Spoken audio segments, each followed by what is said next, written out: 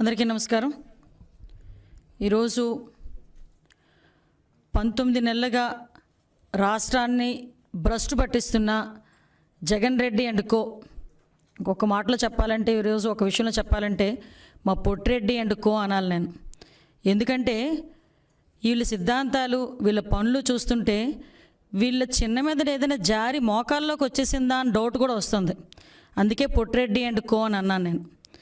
ఈరోజు మేము లాస్ట్ పులివెందుల ఒక చలో పులివెందుల కార్యక్రమానికి శ్రీకారం చుట్టి లింగాల మండలంలో, కడప జిల్లాలో లింగాల మండలం పులివెందుల నియోజకవర్గంలో నాగమ్మ అనే ఒక ఒంటరి మహిళని అతి కిరాతకంగా అక్కడ అత్యాచారం చేసి హత్య గావింపబడితే 4 రోజుల వరకు దాన్ని బయటికి రానివ్వకుండా ఆ ఇష్యూని కామప్ చేయడానికి అక్కడ పోలీసులు ప్రయత్నిస్తే ఒక పత్రిక ద్వారా వచ్చిన ఇష్యూని ఆధారంగా చేసుకొని అక్కడ నిజంగా జరిగిందని నిర్ధారించుకొని ఒక దళిత మహిళకి అన్యాయం జరిగింది, ఆ కుటుంబానికి న్యాయం జరగాలి, ఇలాంటి సంఘటనలు ముందు ఎప్పుడు కూడా జరగకూడదని ఒకే ఒక ఉద్దేశంతో గౌరవ చంద్రబాబు నాయుడు గారి ఆదేశాల మేరకు తెలుగు మహిళ మరియు అదేవిధంగా ఎస్సీసీఎల్ ఆధ్వర్యంలో పులివెందుల కార్యక్రమానికి, చలో పులివెందుల కార్యక్రమానికి శ్రీకారం చుట్టి సుమారుగా మేమందరం కూడా చలో పులివెందుల కార్యక్రమానికి వెళ్ళడం జరిగింది.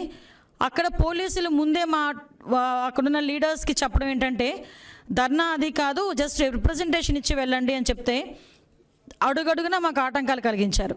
అయినప్పటికీ కూడా ఎక్కడ ఎటువంటి ఇబ్బంది పడకుండా పులివెందుల వరకు మేము రాగలిగాము. పులివెందుల దగ్గర నుంచి కూడా అక్కడ డిఎస్పీ ఆఫీస్, మేమున్న ఏరియా అంటే ఆర్ఎన్బి గెస్ట్ హౌస్ దగ్గర నుంచి పులివెందుల డిఎస్పీ ఆఫీస్ కూడా వాకబుల్ డిస్టెన్స్.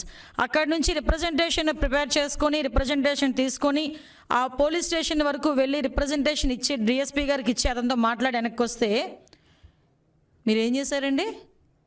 ఆ కుటుంబం, నాగమ్మ కుటుంబం తాలూకా తల్లిదండ్రులతోని వాళ్ళ అన్నదమ్ములతోని తిరిగి మా మీద కేసు పెట్టించారు.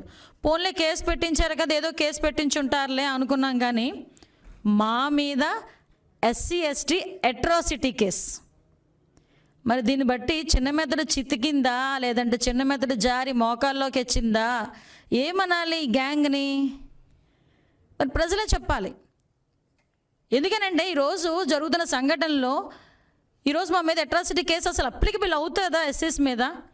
అంబేద్కర్ గారు రాజ్యాంగంలో మాకు ఇచ్చిన హక్కు, అట్రాసిటీ కేసెస్ కానీ మాకు ఇచ్చిన హక్కులు చాలా ఉన్నాయి.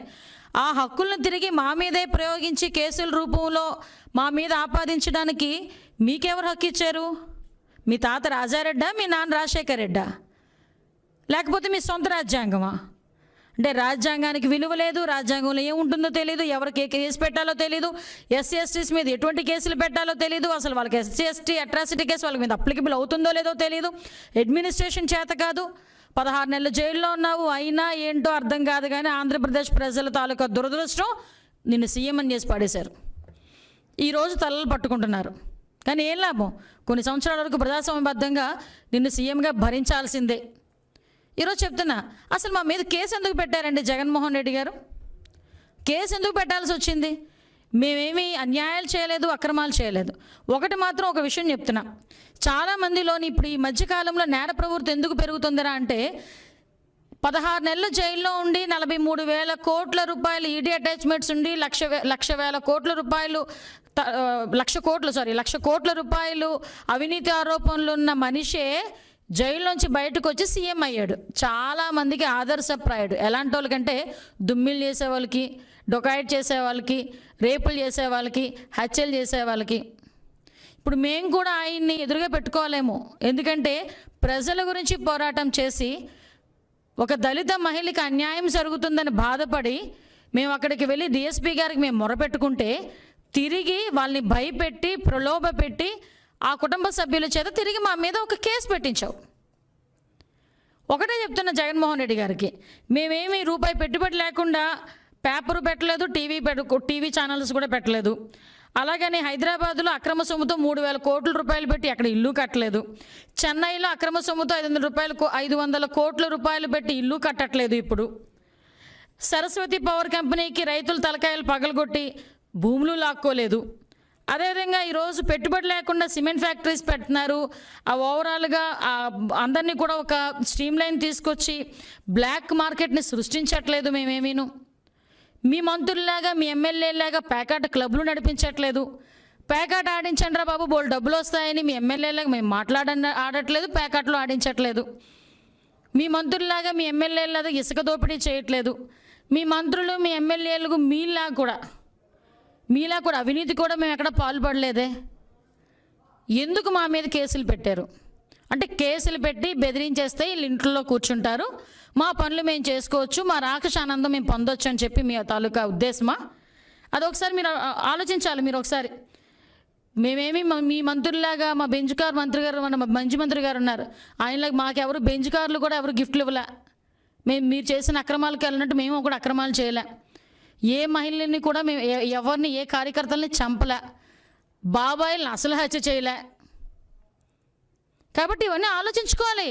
పుట్రెడ్డి అండ్ గ్యాంగ్ ఎవడు తప్పులు చేస్తున్నాడు, ఎవడి మీద మీరు కేసులు పెడుతున్నారు అంటే, మా మీద కేసులు పెట్టేస్తే మేము భయపడిపోతాము, ఇంట్లో కూర్చుంటాము, రోడ్ల మీదకి రాము, మీకు నచ్చిన పని మీరు చేసుకుంటారు అనుకుంటున్నారా? మీ మంత్రుల చేత పేకాట్లు ఆడించేసి, మీ మంత్రుల చేత మద్యం వ్యాపారాలు చేయించేసి, మహిళల మాన ప్రాణాలతోని వ్యాపారాలు చేసి చెలగాట మాడుతూ ఉంటే చూస్తూ కూర్చుంటారు అనుకుంటున్నారా? మేము ఒక దళిత మహిళకి ఈరోజు అన్యాయం జరిగింది. సుమారుగా మీ హయాంలో 19 నెలల కాలంలో 300 మందికి పైగా మహిళలు ఈరోజు అత్యాచారాలకు గురైనారు. చిన్న చిన్న పిల్లలు. ఒక ఆడపిల్లల తండ్రిగా మీకు గుర్తు చేస్తున్నాను జగన్మోహన్ రెడ్డి. నువ్వు ఒక ఆడపిల్లకి తండ్రివే, ఒక చెల్లికి అన్నవే, ఒక అమ్మకి కొడుకువే. నీ ఇంట్లో ఆడపిల్లలకి ఎవరికైనా ఇలాగే జరిగితే మీరు ఇలాగే కూర్చుంటారా నోర్లు మూసుకొని? తాడేపల్లి మీ అంతఃపురంలో ఊరోళ్ళ అమ్మాయిలైతే ఒకటి, మీ ఇంట్లో అమ్మాయిలైతే ఒకటా? చిన్న చిన్న పిల్లలని కూడా చూడకుండా కామాంధులు, మూర్ఖులు, సైకోలు ఈరోజు అత్యాచారాలు చేస్తుంటే వాళ్ళ పక్షాన మేము పోరాడుతూ ఉంటే మా మీద కేసులు పెడతారా? కేసులు పెడితే మేము భయపడిపోవాలా? మళ్ళీ ఎలాంటి కేసు పెట్టాలో కూడా తెలియని మూర్ఖులు మీ రాజారెడ్డి రాజ్యాంగంలో ఉన్నారు. ఇలాంటి వాళ్ళందరూ కలిపి రాజ్యాన్ని వెళ్తున్నారట. మైగా ఏదైనా ప్రతిదానికి చంద్రబాబు నాయుడు గారే. ఎంత దారుణం అంటే, ఏదైనా జరిగితే చంద్రబాబు నాయుడు గారు, ఏదైనా జరిగితే లోకేష్ గారు.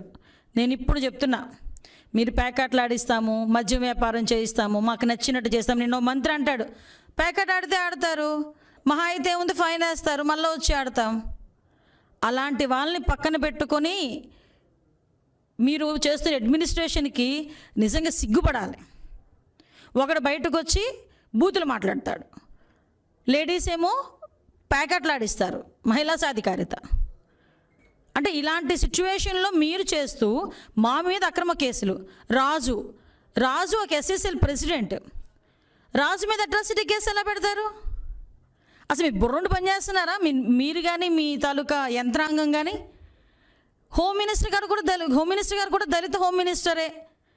ఆవిడకైనా తెలీదా దళితుల మీద అట్రాసిటీ కేసు అప్లికబుల్ కాదు అని?